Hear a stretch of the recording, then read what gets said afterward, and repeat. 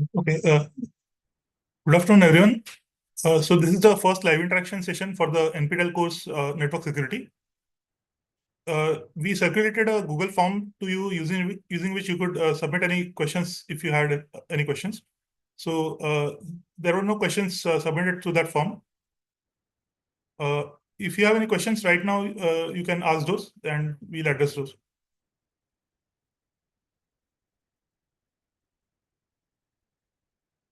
So you can type your questions in the chat box.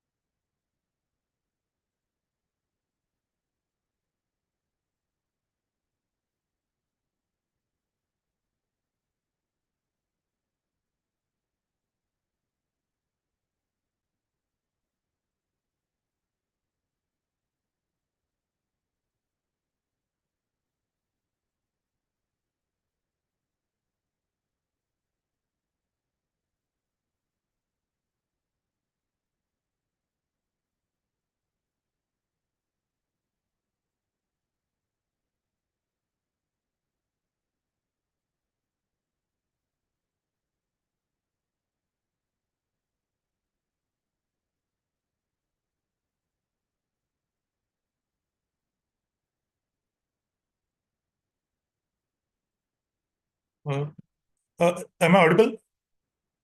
Hello? So there's some comment that the voice is not audible.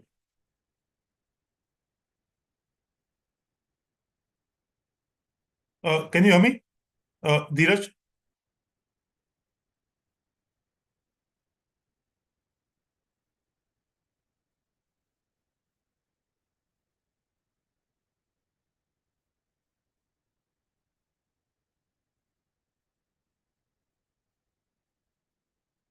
Okay.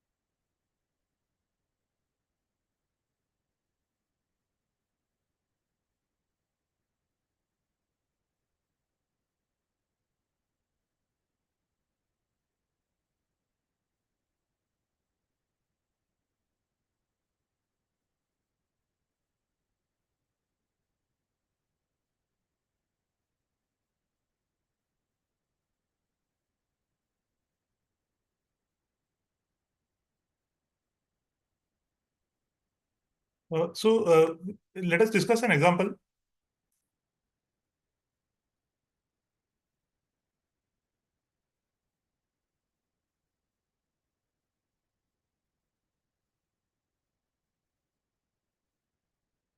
Uh, here is the example. It's in the context of public key encryption, which we discussed in the video lectures. The problem is that there is an intruder 2D whose RSA keys are these: NT equals 33, that's a modulus, and DT equals 3 and ET equals 7. And then the intruder 2D finds out that Bob's public key is this: NB equals 33 and EB equals 3. So the question is, can 2D use this information to read encrypted messages directed to Bob? So in this case, the value of NB is so small that we can just manually factorize it. We can find its prime factors 3 and 11 and use brute force to just read encrypted messages. But that's because this is just an illustrative example. But is there any other trick using which we can using which 2D can read the encrypted messages directed to Bob? And we want the method to be such that it is scalable. Even if n is large, the same method should work. So such a method is as follows. So we discussed in the video lectures that if you apply the private key of 2D to a message M first and then apply the public key, then we recover the original message. So this was an exercise in the video lectures. So 2D can use this fact to decrypt messages directed to Bob. Here an observation is that DT is 3 and EB is 3. So the value of D for 2D is the same as the value of E for Bob. So hence, when someone encrypts a message and sends it to Bob, they use these values: NB equals 33 and EB equals 3.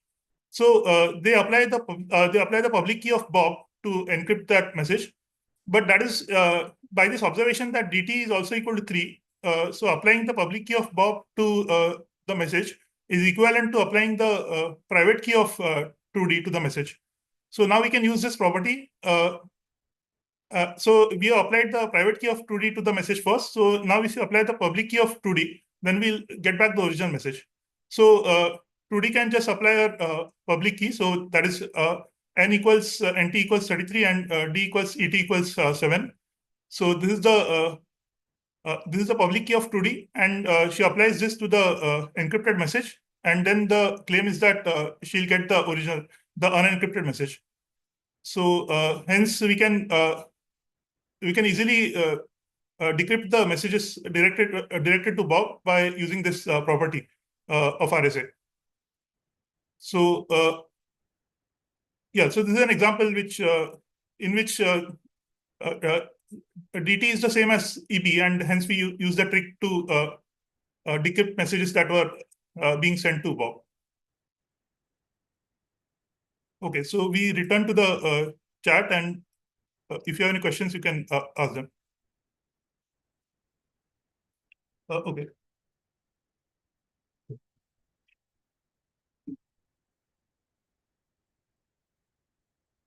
So the question is about nonces were a bit difficult to understand. So can you explain it in overview or briefly? So a nonce is a number that is used only once by a protocol in its lifetime. So that number cannot be used again. That number cannot be used again by the protocol. So the reason that a nonce is used is that if Alice and Bob are at the two ends of a connection, and Alice wants to check whether Bob is indeed there on the other side of the connection, or someone is replaying messages that were originally generated by Bob. So then nonce is a technique to check this liveness of the other party. So Alice can send a nonce to Bob. So by definition, a nonce is a number that was never previously used by the protocol. So Alice sends a nonce, say R, to Bob, and then Bob must process it in some way using some secret that only Bob knows. So if there's a secret symmetric key between Alice and Bob, then Bob can use that secret key uh, to encrypt that challenge, for example. So find the encrypted value of the nonce and return it to Alice, and then Alice can verify it. So in this case, there is a secret that is known only to Alice and Bob, and since the nonce was never before used in the protocol's lifetime, so when Alice gets a response from Bob, uh, she knows that this is a response that is presently generated by Bob. It's not some message that was generated by Bob earlier and then it was replayed by some other party later on. So that's the principle of a nonce, that uh, you can check the liveness of the uh, entity at the other side of the connection. Uh, yeah, so we discussed various number of protocols using the principle of nonce. So in each case, the principle is the same, that one party sends the nonce to the other party, and then that nonce serves as a challenge, and it can be used by the sender to check whether the receiver is indeed there on the other side of the connection.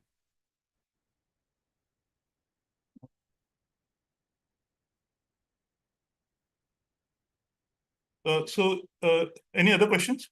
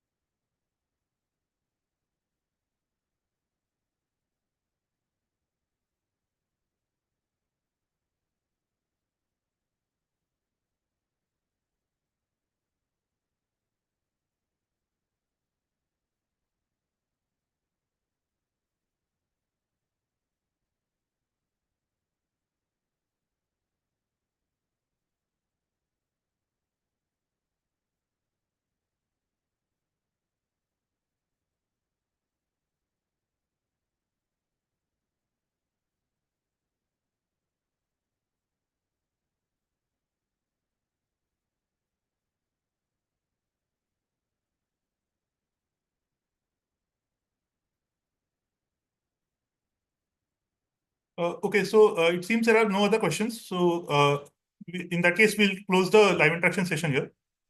Thank you.